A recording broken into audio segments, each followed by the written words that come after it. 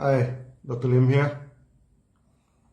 Over the year, during gynotherapy, there is always a question on how to carry out weight management, how to diet and etc.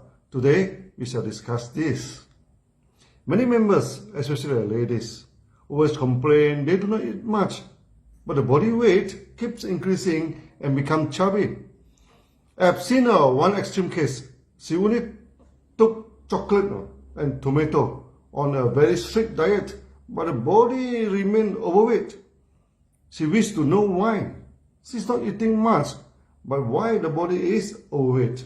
Of this, we must know why the body become obese. There are two main reasons for that now. The first is due to overeating, which most of us already know. The second reason is due to weakness in metabolism, which is very few people know it, okay? And we shall cover it here shortly. Many people think that we should take 3 meals a day to maintain good health and good energy. But our body digestive system is at the strongest activities from 11 o'clock to 1 p.m. Okay, strongly suggests that 1 meal per day is sufficient for the body. Many people never control their meals and eat throughout the days.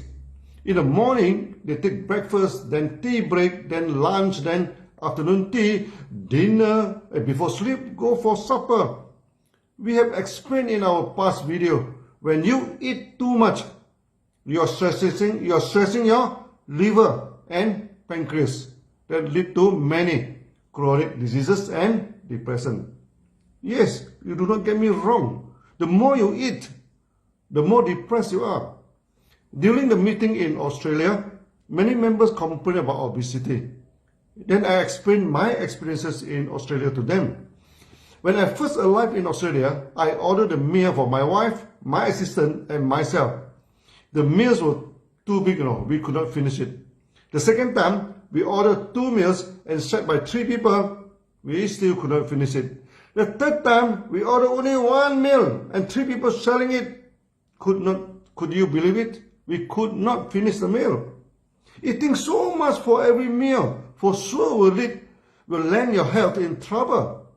After meeting in Australia, one member from Greek heritage brought me for a Greek restaurant. The dinner started with a huge plate, looked like a boat. We have veggie, meat, fish, sauces, and it. Wow. After eating, I thanked the member for the dinner. And they say, what dinner? This is just an appetizer.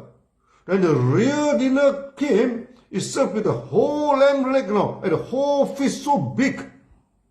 I never forget the dinner. And remind the member, if you continue to eat like this you will end up with a lot of problems. The question now is how to cut down the amount of food and yet we do not feel hungry or discomfort. There are a few ways we can be on diet and not feel uncomfortable and hungry all the time. There is one habit that is important, which is to eat the food slowly. Chew it well before you swallow it down. Chewing the food and tasting it well gives you the satisfaction of eating. Also, the stomach needs 5 to 10 minutes to communicate well with the brain to give you the sense of fullness. If we eat too quickly, by the time you feel full, it is already too late. And that is supposed to be the feeling 5 minutes ago. Can you imagine how much extra food you eat during these past 5 minutes if you eat quickly? So, eating the food slowly is a first step to manage your food. Next is taking big meal a day, 1 big meal a day, and small meals other times. The time of big meals, preferably around 10:30 to 1 p.m. Many people support the theory that you should have a heavy breakfast, then that gives you enough energy for the day. That depends when you take your breakfast. If it's too early in the morning, by the time your stomach system is not yet activated, large intake of food can spoil your stomach system. So the best practice is when in the early morning, taking only liquid meals for easy digestion, then go for a big meal around 11 a.m. to 1 p.m. Then later part of the day, take only liquid meals like congee or porridge. This is a good way to be on diet, as intake of liquid meals prevents the hunger feeling. When you get used to that type of lifestyle, you never feel hunger and stomach problem. Try to cut down your food suddenly, to go on diet is not a good move. When you cut down your food, you send a wrong message to your brain. Food is not sufficient. That will make you feel even more hungry. After the diet program, normally when you receive eating, the sense of hunger is great and you will unwittingly consume more food. At the end, your body bloated up and become more obese before your diet. The right way to start your dieting with slow eating, then in itself can cut down the food intake naturally. Then goes for one big meal and two small meal approaches, using liquid meals to replace the solid meals. At the same time, high fiber food like mushroom, wild vegetables, seaweeds, and etc. should be put into your diet. That give you the fullness of eating less a lot of calories. During this COVID period, the DXN started to promote the hanging garden at home and selling the mushroom logs so that you can get fresh mushroom at home, wild veggie logs, and you can get wild veggie gardens. So also seaweed for the food program. This is started in Malaysia and we shall promote it throughout the world. The other known reason for obesity is due to weakness in metabolism.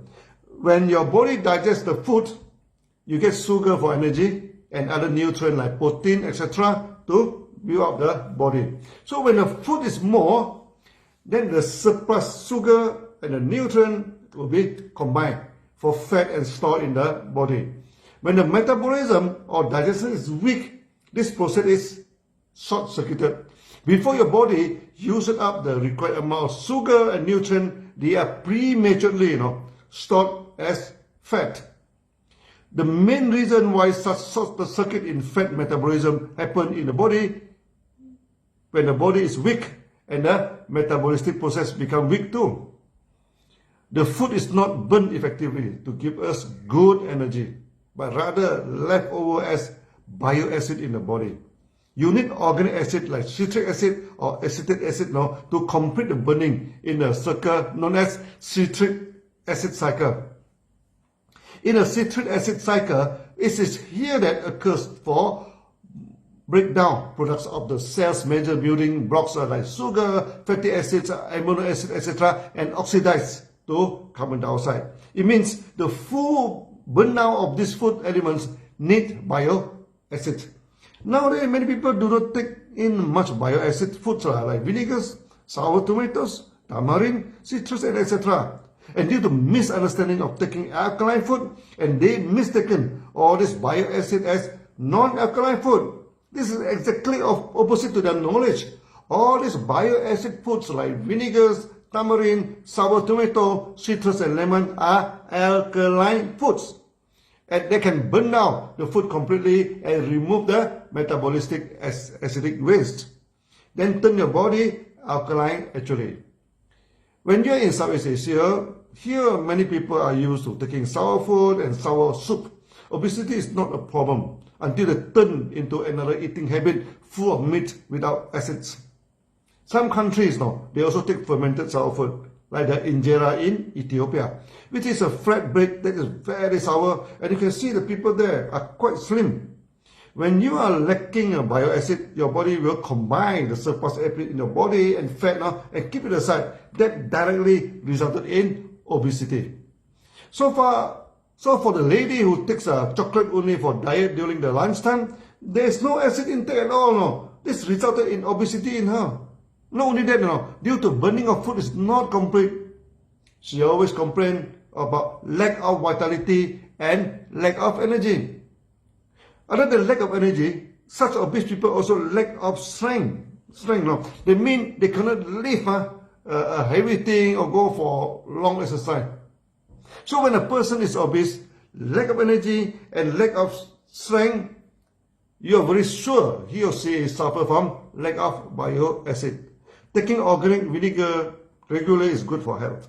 DXN has produced moringa, cordyceps, vinegar, etc., which are full of bioacid and very good for health. That's all for today. See you then. Bye-bye.